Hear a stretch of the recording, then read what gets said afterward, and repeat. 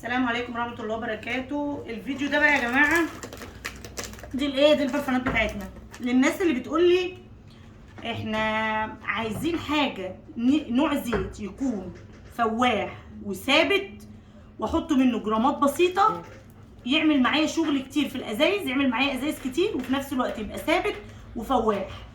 عندنا نوعين، في نوع مسكر بيبقى فواح قوي زي السكلابشر، زي الرالف، زي السكسر الجرافتي، الحاجات اللي هي الفواحه المسكره دي تحط منها جرامات بسيطه تعمل معاك ازايز كتير.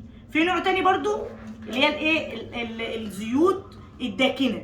يعني الداكنه يعني ايه؟ يعني القاطمه القافله، زي الدركار، زي الكشمير، زي الماربرتمان، زي الحاجات اللي هي الداكنه دي برضو تحط منها جرامات بسيطه تعمل معاك عدد ازايز كبير. تمام؟ وربنا خيره رزقكم. احبكم في الله.